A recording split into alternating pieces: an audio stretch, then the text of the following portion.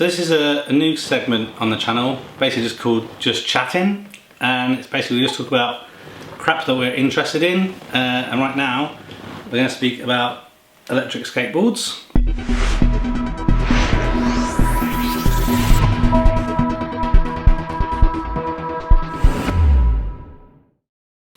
So welcome Ed to the channel. So Ed and I have spent many months I think talking about electric skateboards. Are we going to buy a very expensive one like a boosted board or a Evolve skateboard, or are we going to do what we normally do and build our own or hobo special budget together? So I think this is interesting because obviously recently done the video on the Evolve arrival. Ed, was it about a month ago you finished your DIY build, which we've got here. So I just want to be interesting for people that are trying to decide to DIY or buy, just get both our perspectives, I guess, on here. Why did Ed build his, what's good about it, what's not so good about it, why I've decided to buy one, and obviously only had like it for a few hours, but you know, what do I think is good about it, what's bad about it, and kind of take it from there. So I think the primary reason for building your own is cost, right? Oh yeah. Because whether you're buying, even the Evolve GT, I would say is a very expensive one, but even the non-expensive Evolve or boosted, you're talking like £1,100, aren't you? Yeah, I did find a British company fairly recently that does one for about 500 quid. I don't know anything about them, but that's almost in the ballpark of what it cost me to make my own, which I thought was quite cool actually. I mean, the Hobby King and all the YouTube channel stuff makes it a lot easier to find the parts, and it all just kind of glues together. I think my problem, again, because normally I probably end up buying stuff, but because this is my way, hence being an obsessed geek. But I see those ones for £500, and part of my brain, again, it's probably good marketing. I'm thinking, well, must be shit though, right? Because if you could do a good one for £500, then they'd all be around £500, not £1,800 or something. So yeah, I guess if anyone wants to share one with us that we can test at £500, we definitely give our opinion. So I know, obviously we'll talk a bit more about your build. You built it off the longboard that I had already. Obviously not the same one, of course, not actually my one, but what's the rough total altogether for build? The original goal was for under 300, and technically I did achieve that for under 300, but I had problems machining the cam in the back wheel, and it was always slightly offset, so it created this cam effect, and that was putting a lot of strain on the motor. So I cheated and I imported from DIY electric skateboards or something like that from America. We'll put some links somewhere, I'm sure. Their motor adaptation kit, and then I also changed the wheels to get some orangutan wheels because it fits on there very well. And so I think I came in about 400 quid in total, including the longboard, the batteries, the replacement battery from my little hiccup, which I've discovered I may have another little hiccup. Yeah, about 400 quid, which is not too bad. Definitely could have done things better. I went for the biggest motor I could get, and that now means I only can have one motor on here. I can't go for dual motor because it is so big. Because originally you did plan for, you hoped to go to dual motors in the future, didn't you? I thought I'd then try one motor, get confidence, try not to hurt myself, and then try and get another one on there at the same time. It does now mean that I can just build another longboard. It's a good reason to do that, I think.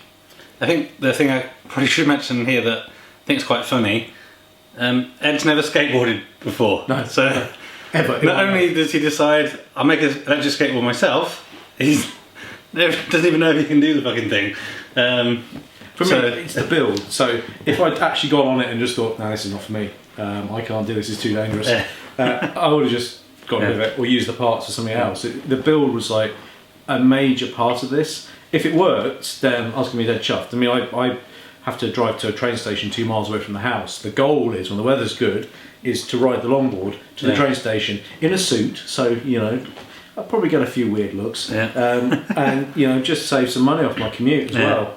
The really weird thing about it was I found it so easy to ride. I was expecting a bit of a learning curve.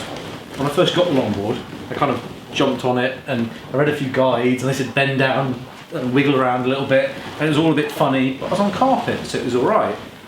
And then I tried it on the paving slabs at home and the patio, and I think I nearly broke my neck. It's the only way to describe it. And I thought, yeah, this is still as hard as I remember as a kid.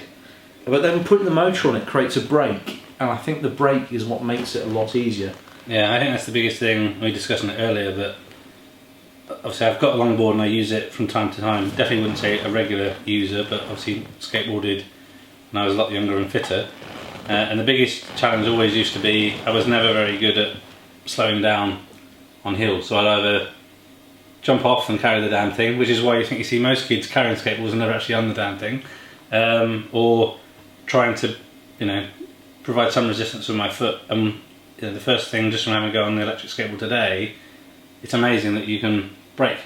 So you can go down a hill. Obviously, granted, I haven't tried huge hills yet, but go down any kind of incline and you don't have to get off and push. And obviously on the way up the hill you just sit on there. But I think one thing, do you think it helped, because I know we said that you've not skateboarded before, but obviously you have and you can snowboard. So I feel that there's a lot of similarities with snowboarding with longboarding. Definitely. So do you think that I know it was a while ago, but the first time I stood on it I had my legs really straight and it just felt really odd. Yeah. When I started to crouch down a little bit into like that snowboarding position, got onto the balls of my feet and the heels to turn a little bit, it just felt a little bit smoother and a bit easier. So yeah, I definitely feel that helped. I tried turning originally, like you do on a snowboard, with kind of moving your feet around a little bit more and twisting, and that really didn't help. Doesn't work, no. In fact, you just don't turn. No, and I haven't quite got this turning sorted yet, because I'm definitely better on a heel edge turn than I am on a toe edge. Toe edge, I kind of feel a bit off balanced, and there was a moment when we were going around the lanes around here where I was just like, "Ooh, hello." That was a little bit close. I think another question I think would be interesting on the DIY side is, obviously, perhaps at some time in another video we kind of go to your place and check out your shop. Obviously, Ed's got laser cutters and proper everything, pretty much you can think of. So proper shop to build these things, and you can weld and all that. So obviously, I have welding kits. I didn't say you were good at doing it. I just said you can. But obviously not. I guess not everyone has either those skills or those access to tools. So if you can't do that, I know obviously you can buy brackets and everything. Like you mentioned, you bought some stuff, but I'm sure that enables you to save some money. But can people still look at doing DIY if they, I wouldn't say they obviously have to use a soldering iron probably, but if you've got a hacksaw, a file, and an electric drill, you can make this. Okay. It won't be as pretty. There's a guy on YouTube. I think it's The Art of War, his channel, and I think he's made a longboard, and he's basically got a really thick, chunky piece of aluminium, and he's cut that up and drilled through it, and that allows him to mount to the board. I think he's welded it now, but the original thing was all done with hacksaws and drills, and it was actually really quite sort of inspiring. He's a little kid as well, which is really annoying. I didn't come up with that idea. The other way some people do is they create everything, the brackets, cut it with hacksaws and such like, and then just go down to a welding shop. Where I live, there's a couple of places that'll do it for cash. They'll just TIG it on there for you. It's going to add 20-30 quid onto the price of doing the board. Yeah. But it's then a permanent install, whereas mine is removable. So I've created mine. I've done all mine steel, mild steel. I have to bolt things on and squeeze things on. I don't have any TIG kit. I tried doing some MIG on aluminium, but I didn't want to buy the gas, and that really isn't pleasant when you're trying to weld that. I'll show you some of the test pieces I did. It's kind of like a splattered pebble dash thing going on, but yeah. So I know obviously we're talking a little bit about some of the teething problems. Obviously you're still working on it, so I guess it's a work in progress project still, right? Oh yeah, it'll always be a work in progress.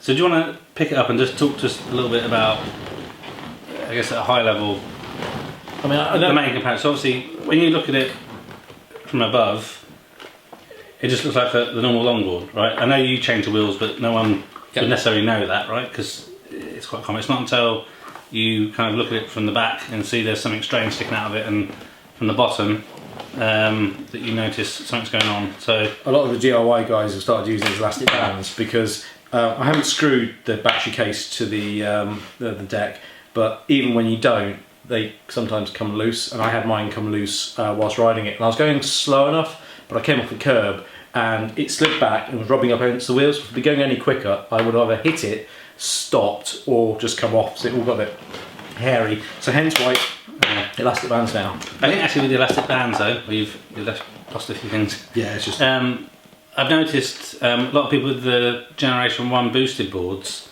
they've hacked their boosted boards to add lipos to it. And so you see the people with the boosted boards with elastic bands as well. So it's not unique to DIY. No. So it is so simple. It's batteries. One's charging downstairs at the moment. You get the motor, and that's like the most expensive part out of all of this. And then the little receiver, and this just a radio car receiver with the wheel taken off. All you care about is accelerate and brake. It's dead easy. And then this is just basically from a radio control car, isn't it? Yeah. 20 quid from Hobby King. The thing I like about changing the wheels on this from the standard wheels is the bearings on this thing are just phenomenal. They just run forever, and it just I was finding it was kind of just braking. The resistance was quite bad on it, and then you get the really cheesy welding. Now what I tried to do was I grated an aluminium part first, and I thought I was great to put some tensioners in there just to keep the belt nice and tight, and they work for about 2 seconds because the whole thing vibrates a lot. There's no suspension on it, so every single bump gets transferred to the motor and also to your case, and the tensioners just kept slackening off. So what I then did was I just welded a bead along here, so the aluminium still moves, but it can't change the tension. And it's just getting looser and looser and looser. So what I'm going to do is I'm going to replace this bracket with a steel one and just weld it in place. Because the other problem with this bending at the moment, as you can probably see, is the belt is right up against the wheel. Yeah. It's just beginning to wear the belt now. Yeah. So when it's taut, it's brilliant, perfect. But that's the fun part about it, is I just keep building. And you can kind of see the Kegel kit, which is the massive cam on the back, and the bolts. We just poke right through the wheels and the orangutans, which is really quite cool. So if you were to do this again from scratch, so let's say you lost it in the river. Yeah. So probably going to happen. Probably going to happen. You decide you definitely loved enjoying it, so you're going to get another one. You decide you're not going to buy one. You're going to build again. Yeah. What are the main things you've learned that you think you'd do differently? So people are thinking about doing it for the first time. How can they learn, I guess, from your mistakes? So I would definitely weld the brackets to the truck. And when I do that the first time, I'm probably going to regret doing that because it's kind of a permanent fix. Yeah. But most of my problems are down to the fact that things are crimped, bolted together. So I would buy a stick welder, buy some aluminium sticks, or I'd buy a TIG and try and learn to TIG the aluminium straight to these trucks. This is actually, we'll show in the video later how I made the actual bracket. That's working pretty well. I just don't have much clearance. Yeah. I'm hoping when I change the aluminium one out, it's going to be about 2-3 mil thinner, and because it's going to be welded to the steel rather than bolted, then I think it'll be a bit more rigid and it just won't flex so much. The challenge will be I have to get the dimensions perfect, otherwise the belt just will not fit on there, or it'll put too much strain on the motor. That's about it. This case, actually, I was going to mess around making a laser cut case or make some fiberglass case. It's from a heavy duty 3-way stapler. It just looked the right size, and I thought, oh, you know, just to try it and just get on this thing, I'll try it. I'll be honest, it's quite good, to be honest. The only thing I'm a bit cautious about is I don't like leaving the batteries plugged in, and it means charging is a bit tricky. I'm going to grab a balanced charger from China, which means I can leave it permanently connected and also put a charge socket on here. That'd be easier, wouldn't it? It's the weight difference I noticed. I mean, it's got an extra motor, it's got more batteries in it, and it's a beast. But I think, I mean, I know we haven't obviously had time to properly test, but you know, this thing on the same kind of wheels is going to do like 30 miles. I mean, I know you haven't fully tested, but what's the estimate, like 8 or something? 8-10 miles. That's going to be. So it kind of makes sense that it's a heavy beast, right? Because I mean, again, I don't think I didn't buy this necessarily because of the range. I mean, it's handy not to have to keep charging the thing, but let's be honest, I'm not going to be doing a 15-mile trip and 15-mile back. But your legs will hurt by the time of that. Yeah. The longest I've done so far is about 5 miles on this, and just thought I'd take it out. Yeah. And by the time I got back, my calves and my feet were hurt. It wasn't a great road, but yeah, it's all the vibrations. Yeah. You get a bit of a Bruce Forsyth going on, and I think really for me that when we originally discussed it, so we always have these discussions, and I think we always end up doing, when I say we, as a duo, we always end up doing what we say we're going to do. It doesn't mean we both do it. I tend to start, but it means more. Someone they does sit it in the corner. Yeah, and I think whereas you'll have like 100 things on the go, won't you, in partial completion, whereas I have We an don't talk obsession. about 3D printers. I don't talk about 3D printers. That's for another chatting session. But yes. MDF. Whereas my approach is more, I have less products on the go, and I just have a big frustration if I don't complete it. So the arcade machine is a prime example, isn't it? We spoke about arcade machine for a while. We do that in another video, but I definitely wanted to do it. But yeah, at some point when I get round to it, and then you bought me the first joystick and the buttons. I felt you needed motivation. And I was like, oh fuck it, this needs to happen now. I think it was only in a month and I was finished. Yeah, it was done. Yeah. And you're still... Mine's sat in the corner. I just kind of like, because I want to turn mine into a giant drinks cabinet. Yeah. And it means I need to clear the workshop to create the space. And I've got 2 jobs I need to do before then. Open up the loft. And then put a bench up there to clear the space, because it's going to be a big project. Yeah. It's going to be quite fun. The idea is to have the arcade machine and you open it up and there's all my spirits and such like in there. No, I mean, back to the skateboards. I mean, I can't even remember how. I was trying to say in the other video, what was it that I guess gave us a realisation that we needed this in our lives? Was it Casey's video, or what was it that... Casey's video stuff made it look interesting, but I thought, it's no different to a bike and stuff like that. Yeah. For me, it was then seeing some some Instructables, and then I started looking into some YouTube videos. It was an Instructable, a guy made one out of fiberglass. It might have been a chap called Vlad, I can't remember. It might be. If it is, we'll put another link in there. But it was just seeing how easy it was and how much of a fun project it was. Initially, most of the people make their own longboards, get a few laminated pieces of ply and just make that. And I thought that might be a bit of fun. Yes, there's that guy on, I think you probably told me about it. I like to make stuff, and he's made, not electric skateboard, but he's made his own longboard, doesn't he? Yeah. And some of that stuff looks really awesome. Again, I have the skills and patience for that. But I think what really motivated me was you found that longboard. Yeah. And it was something like 70 quid. Yeah. And I just thought, well, the wheels look good, the longboard looked good. I know I can get the rest of the parts for 150 or so quid. And then it's just little extra things you might need, which take it up to 300. Yeah, and that was a really good buy. That was a good find. I like that. It's a nice feel, that board is. And I remember when you rang me and said you were starting to build it. I was like, I think by that time, I think I was on the fence for a while that I liked the idea of it, but I wasn't going to get one. Yeah. And then when you said you were making one, I was kind of like, Ed's obviously done some more research. Perhaps this is a thing then. This could happen. And I think at the time I was definitely adamant. There was no way I'm buying one. No. Because they're actually not that much money. Too very expensive. This is just ridiculous. And I think, again, I think what you've done is really good. I mean, I had a go on it earlier briefly.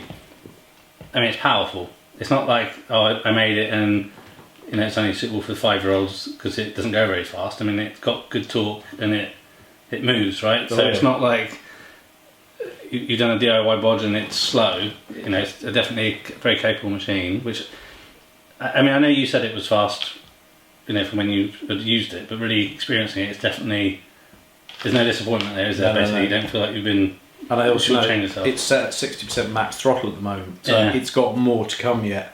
I know the acceleration curve is set at its softest. So there's quite a lot of tweaking to do on the board itself, but also the cam, the motor cam is quite a big one, deliberately so, to give me sort of range and also just high top speed. I think I can go even smaller still, which will increase the acceleration. with this one I have to kick off to really get started, and the motor doesn't like it if I don't. Whereas that I was quite impressed with. It just pulls you. I think it's the combination of the two motors. Yeah. You've got bigger belts on that as well. Yeah, the main.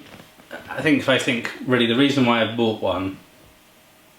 There's two reasons. I wouldn't say one is more. Well,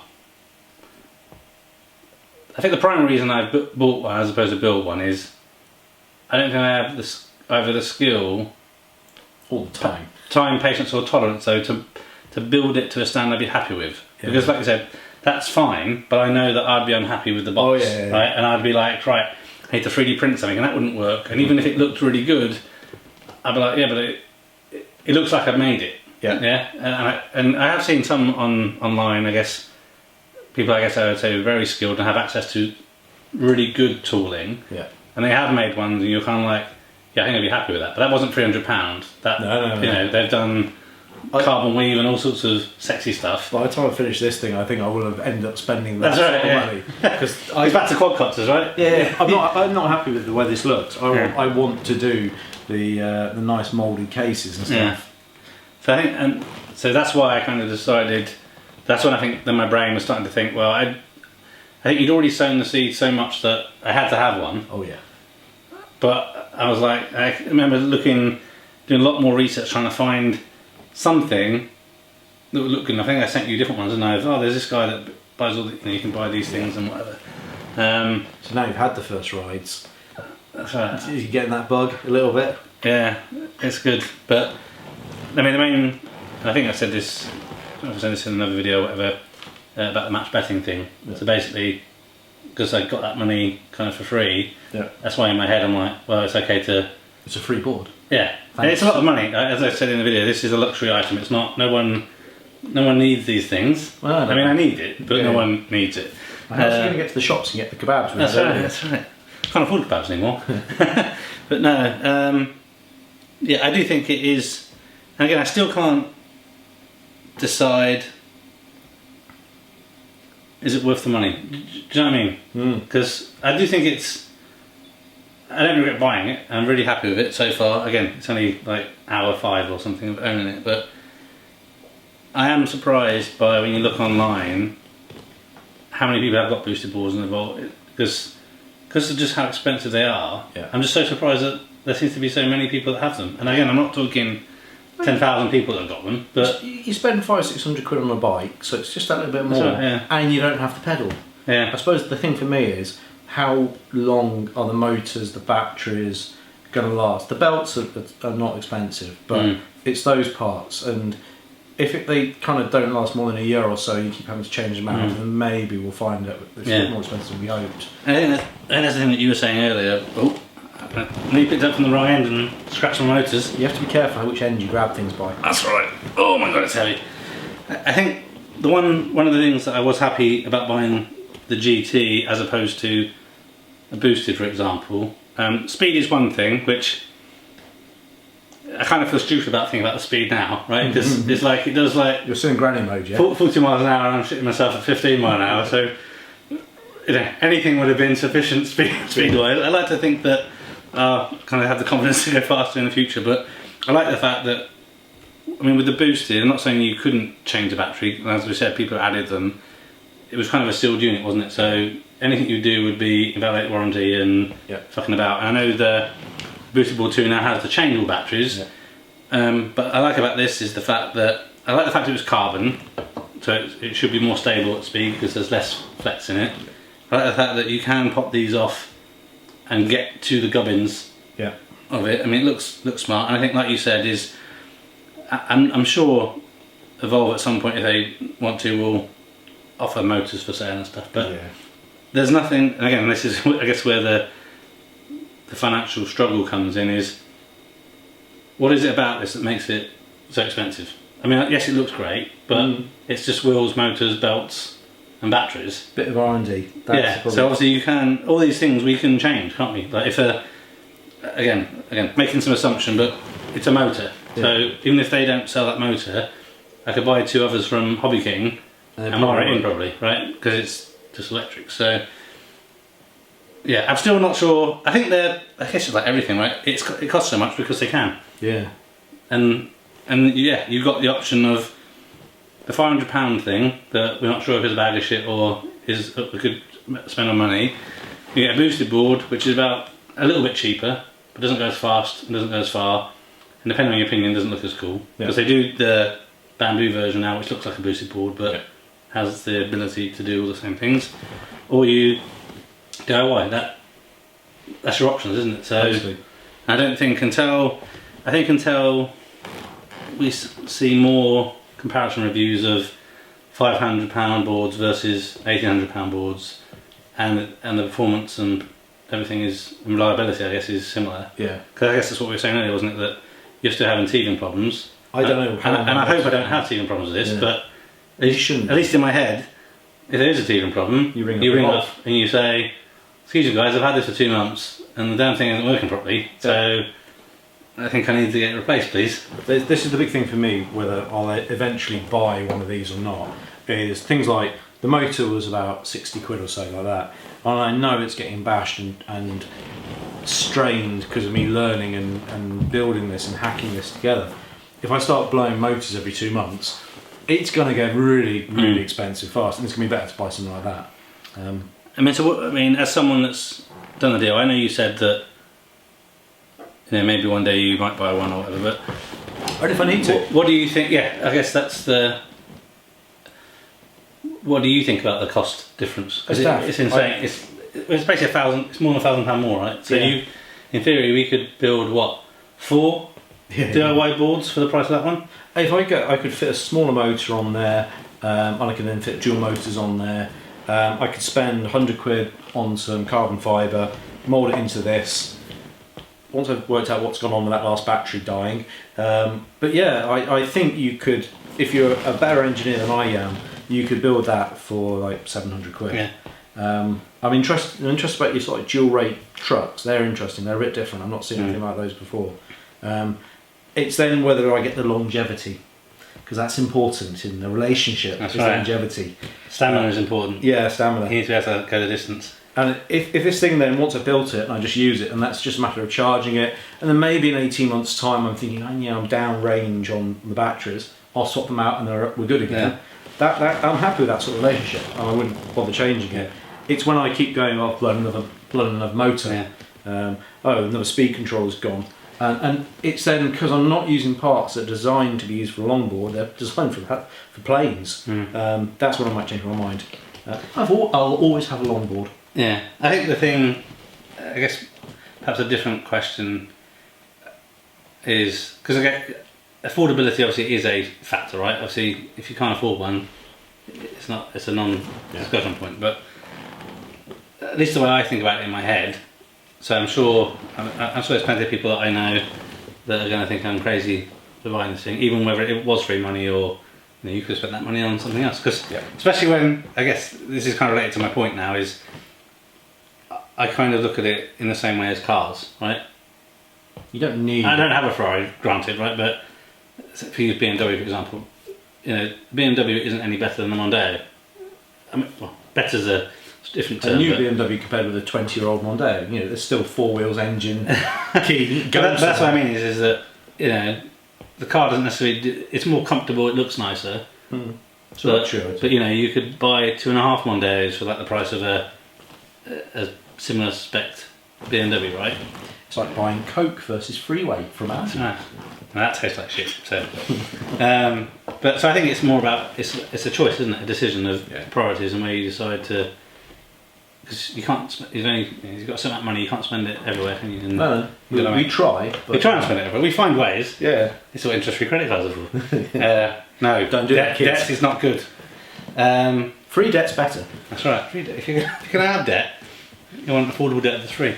But no, I think again I do some videos as I've had this for a while, like after a week and a month and stuff, see how it's lasting. I think this would be a good thing actually. Is depending on how much time we get to use these things, because obviously that's always the other challenge of a year's time. How many miles have we put on these things? I think one is about miles, but also probably worth having another discussion about Are they still working?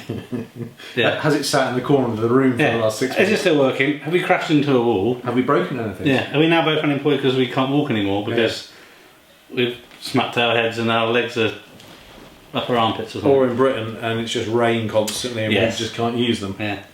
I think, I don't know why the rain thing has jogged my mind. Two things I don't think we have mentioned is, first one, people may not be aware that both of these boards have regenerative braking. Yep. So when you're braking, obviously when you're going down those hills or just slowing down in general, you're actually helping to charge the battery, so obviously it's increasing your mileage. And the other thing, one of the other reasons why this board is so expensive, and I can't bother to reach over to them right now, is it has mountain boards. So obviously, I don't know what it's like where you live, but pavements aren't really that great, and as Ed mentioned already, you really feel the vibrations. Hit a stone and the board's stopping and you're not. Yeah, obviously you can go over grass, but you probably shouldn't because it's going to put extra stress on the motors and everything. And also what I find is it cuts the grass and it sucks it all up into the motor. Yeah, that's and you also have to have full power on, otherwise the wheel just spins. Yeah. It's got no traction. So obviously I like the fact that I can put the mountain boards on, and I think, well, at least I like to think, I plan to use it a lot because I want to get my money's worth. You need to go and get those poke stops, you know. Get a Pikachu or two. But don't get me started like that fucking thing. I think I'm going to be on all-terrain wheels like 80% of the time. Yeah. To get the message. And I think you were saying, seeing kind of how it potentially works. That I thought I'd have to swap my trucks out to be able to get the bigger wheels. Yeah. I need to find, I don't know where I can get that big cam, because that's a big ass cam. Yeah. I need to find one of those. But yeah, it works really well on pavements and the roads, but I can't go in a park unless I'm at full power. Yeah. And then it's just, you're losing speed, and if you hit anything rough, the board stops and you just go whoof. Yeah. And we had but it's come close. But I think, like I said, you've had yours obviously a little while and getting used to it. I've had mine a couple of hours. We went for a quick couple of laps around the block. Yeah. It feels awesome, doesn't it? Yeah. Like, I knew it was going to be pretty awesome, and I said in the video, because I'm strange, but to me, I think right now it's the closest thing I can imagine to being like a hoverboard. Yeah. Like as I said, a real hoverboard, not the stupid thing with 2 wheels that everyone calls a hoverboard that clearly isn't a fucking hoverboard. Yeah. But just that fact that, you know, when you're going down the hill, you can slow down so you don't have to shit yourself about flying around a corner into a car or something. Yeah. When you go around the corner on your way back and you're going up the hill, you just go up the hill. You're going up the hill. People just, they see you on a longboard and they just think, oh, you're on a longboard, you know. That's right. And then you go up the hill, they're like, there's something not quite right there. He hasn't moved. Yeah. I mean, he's moving, but he hasn't moved. There's like that lady, you didn't probably hear, did you? I cut around the corner and there's I don't know, she wasn't elderly lady, but, you know, I guess this shows you getting old when you say someone who's 60 isn't elderly. But yeah, she's probably, you know, 60 odd. Sorry if, I know you're watching it, but if you do, sorry if you're younger. American Pie The Wedding comes to mind. So you're going on this like flat road and you're just sort of tootling along and people just look at you and then they just realise you haven't tried to pump once, and then people go past. It's like when I'm in the kit car, you're in your Lotus.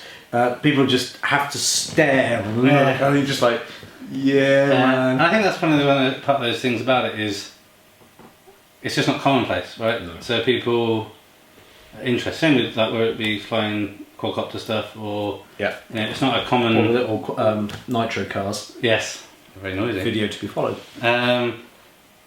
Yeah, I guess it's a talking point, isn't it? And I think. I think not to the police. That's right. No, I think in general that as long as people are more receptive, again, just don't be a dickhead. Don't go 30 mile an hour down the path when someone's trying to walk. Don't do a Casey sometimes. No. He has his own rules, which is fine. It works for him. Flying drones through the middle of London. Yeah. Well, anywhere for that matter. But I'm really happy I got it. I'm hoping that we can get some more time to just go for a blast. Oh yes. Somewhere. Down the park. I'm going to try and find reasons to use it every day if I can. My biggest... Go get a newspaper from the local village shop. That's right. That's what the internet's for. I pretend to go and get a newspaper, then come back and realise I don't read the newspaper. When you run out of milk, That's right. Joe sends you out for an errand to go and get you something. Yeah. So I think my biggest, not concern, but I decided to get one because of the, it's not, they're always on pre-order because it's still new. So how long do you have to wait? And I know. I guess I should apologise now to everyone in this country that the weather's now going to be shit. Yeah, it's guaranteed. Because I won't be able to use it. No, it's going to sit in the corner. That's right. I'm going to hang it on the wall with the other ones. Just need to make sure I've got the right bracket that doesn't disrupt the motors. Are you going to put like an arrow on it as well, just so you know, or you're just going to try and make sure it's in forward, not reverse? I would never ever start and wonder why I've nearly fallen off because it's flying in reverse. No. So yes, luckily that's not caught on camera, but the first go I had when Ed came round and he went flat on my face because the ball went backwards and I went forwards and I was like, oh shit, it's in reverse. It's the kind of thing I would do, so I was quite pleased that he is human. Are you getting any cleaning products for it? Because it's got a lovely sort of glossy silver finish. Microfiber cloths. There's a whole box of them over there. You're going to get polish and you get a bit of resin. I've got electric polish. I'll use it on it to keep it shiny. I think this is my biggest, like with lots of my other things, and I know you know this about me, and you guys will know as well, that I love technology and I love gadgets, but I also like them to stay looking new. So I have this constant battle of I spent all this money, but now I don't really want to use it because then it will get used and then it will look like it's been used. The wheels are beginning to already look a little bit grey. They already are looking at it. They look like I've been out somewhere. So, no, but I've already, as we said before the video, I think that it's got a couple of marks already, I guess, on the lacquered finish from where my feet have been. I think you were saying they test drive these before. Yeah, they test drive them. They do at least 5 kilometres on it to make sure everything works. So on the one hand, it's quite nice because you know it's going to work. Yeah, I have that. For me, it's that a bit like, well, when you buy anything, you don't want someone else test driving it. That's my job. And then you can bitch when it doesn't work and you say, surely you should have, I can test it. So I get a car delivered and it doesn't come on a low loader. You see it come around the corner and the guy's driving. Oh, what do you mean it's got 10 miles on it? This is ridiculous. But no, I think, yeah, I mean, I got, I can't remember if they sent me an email saying that was happening or not, but I remember, it must have been an email or I read it somewhere, and I remember thinking, I hope it doesn't get marked or anything. 5 kilometres is a long way to test. You know, why do you need to go that far? Just, I don't know, test it on the table. But I guess, you know, I'd rather, especially after waiting all this time, I'd rather have some reassurance it worked, I guess, as opposed to, oh, it doesn't work, it needs to be sent back, and why didn't you test that the battery wasn't connected inside or something? Do you know what, that is probably the coolest thing about my remote. Even though my wife said it looks a bit like a gun, so I have to be careful I don't get shot. But it does.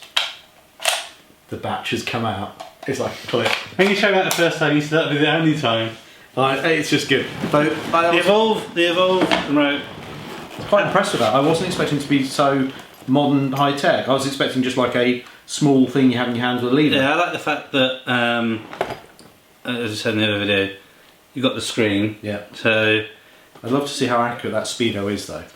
You know, you have to hold your phone at some point. When I'm better, I can have my phone in the pocket. Yeah. But right now, you keep the phone out of the pocket just in case. The phone does not go anywhere near when I'm on this device. Our phone's in the pocket now. The first few times. Exactly. The first few times when you're not sure you're going to not only damage your expensive board, but also your expensive phone is also worked out. I'm getting overconfident now because I just wear the helmet and that's it. You know.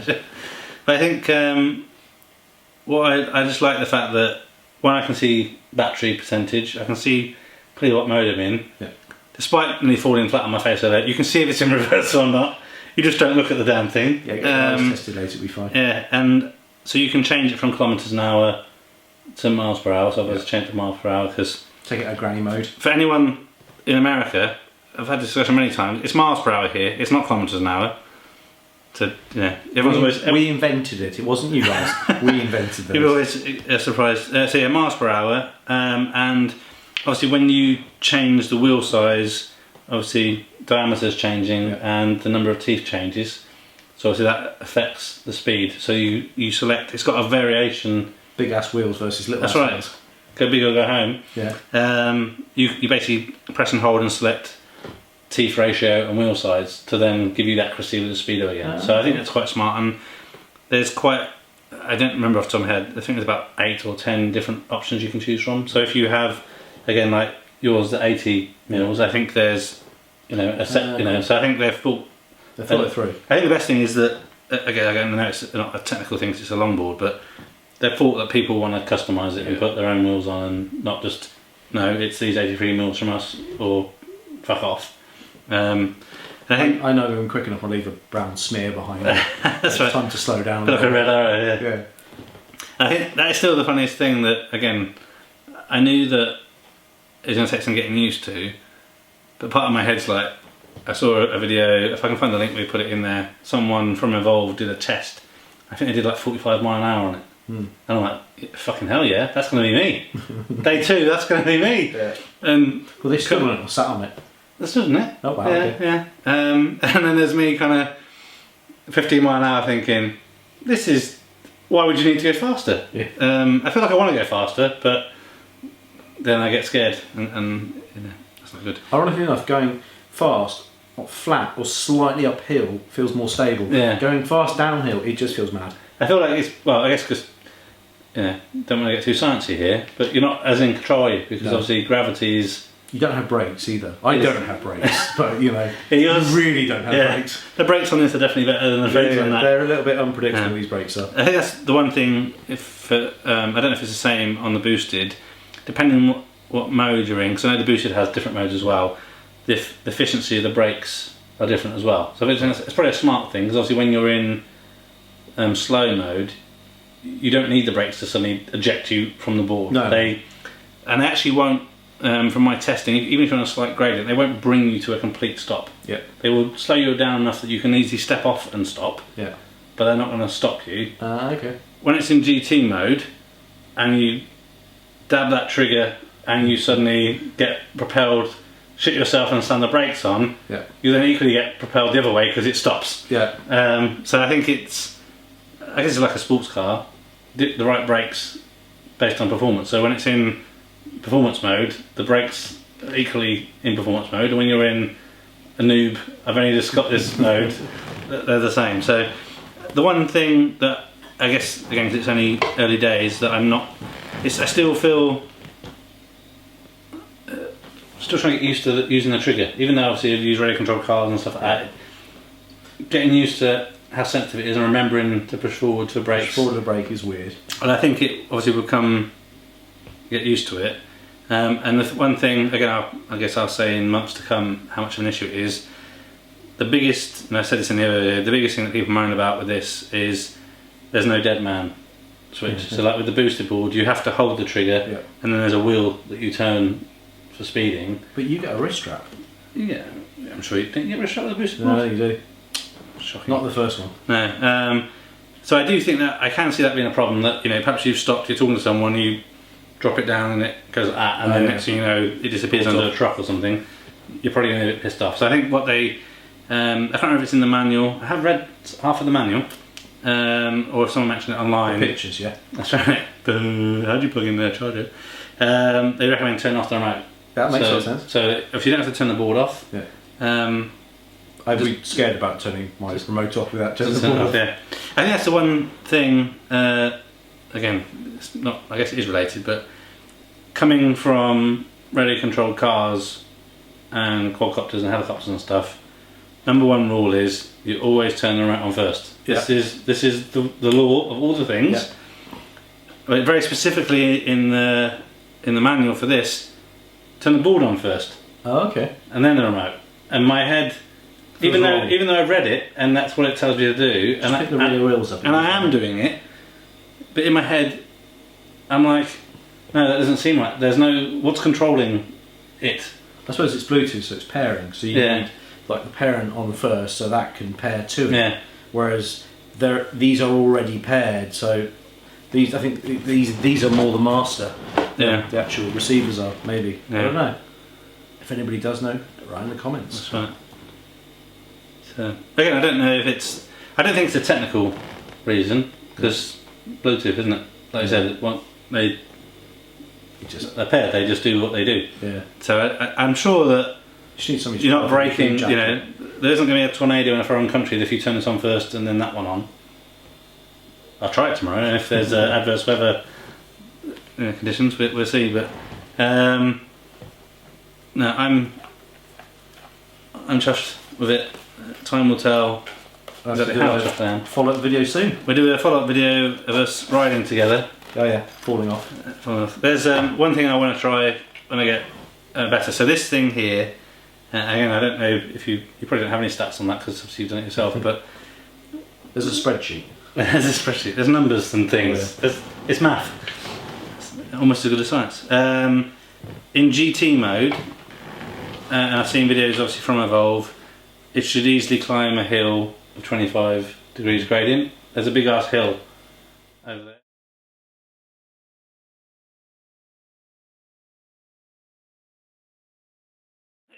We've said this for like the third time. This is going to shit. Videos, batteries are running out, we're not charging them, cards are full, mics are on, but they're not on. Now we think it's on. On a normal skateboard, you burn energy. On an electric skateboard, you do not. It's awesome, but you don't need to tell people that. You ride your wife when you get home. You ride your wife when you get home. Apparently I'm soon going to find out that this is really heavy when the battery runs out. Because he's really good with charging batteries. But that's why you need a friendly other half that or Uber can pick you up in a car, or Uber. Other taxi competitor people are available. Like buses. Don't need buses, you have to share them. You can pump, I mean, the regenerative braking, you should be able to. Actually, you can pump, and it You can't. Yeah, I tried. No, it's not too bad. You just want to go don't far. generate any power. That's right, true. Right, so we finish up by, if you're still watching, listening, you deserve some sort of award. Thank you. Leave us feedback, leave comments, like it if you liked it. If you don't like it, I'd rather you didn't leave one, but you're probably doing it now just because you're a fucker. Which is...